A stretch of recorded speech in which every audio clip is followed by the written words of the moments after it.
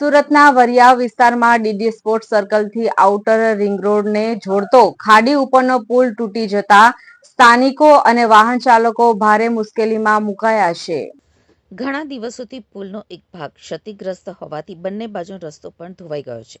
પરિણામે હાલ માત્ર એક સાંકડી કેડી બચી છે, જ્યાંથી વાહન ચાલકો જીવના જોખમે અવરજવર કરવા મજબૂર બન્યા છે.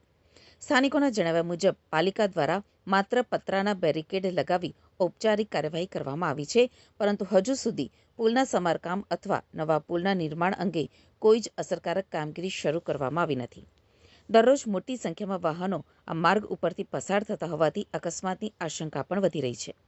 સ્થાનિકોએ તંત્ર સમક્ષ તાત્કાલિક પુલનું સમારકામ કરી સલામત અવરજવર સુનિશ્ચિત કરવાની માંગ ઉઠાવી છે. હવે સૌના મનમાં એક જ સવાલ છે કે વરિયાવનો આ ખાડીનો પુલ ક્યારે તૈયાર થશે અને લોકોની મુશ્કેલીનો અંત ક્યારે આવશે.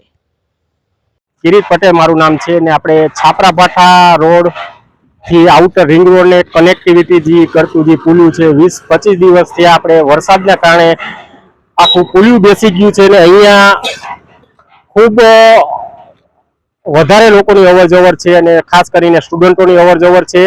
તો મારું તંત્રને કહેવાનું એ છે કે આ પુલિયું બને તો તાત્કાલિક ધોરણે આ પુલિયું બનાવવા વિનંતી, કેમ કે એનું કારણ છે કે 2 વખતે પણ અહીંયા મોટી દુર્ઘટના થઈ ચૂકેલી છે. સ્થાનિક અહીંયા જે આપણે પ્રજા છે એ લોકોએ અવારનવાર મ્યુનિસિપલ કોર્પોરેશનમાં રજૂઆત કરેલી છે, છતાં પણ કોર્પોરેશન અધિકારીઓ આવીને બેરિકેડ ખાલી મારી જાય છે અને રસ્તો બંધ કરવાનો એ બોર્ડ પણ મારેલો છે, એ પણ તમે જોઈ શકો છો. પણ મારું કહેવાનું છે હલનચલન માટે આ પુલિયું અત્યારે લીગલ છે નહીં, તો આની ઉપર તાત્કાલિક ધોરણે પુલ બનાવવામાં આવે અને પુલ બનશે તો જ આનું રસ્તાનું સોલ્યુશન આવશે. નકર આના પરિસ્થિતિ રહે તો મોટી દુર્ઘટના થાય ને દુર્ઘટના થશે તો એના જવાબદાર ઓનલી આ સ્થાનિક જે કોર્પોરેશન છે આ વિસ્તારની એ જ જવાબદાર રહેશે.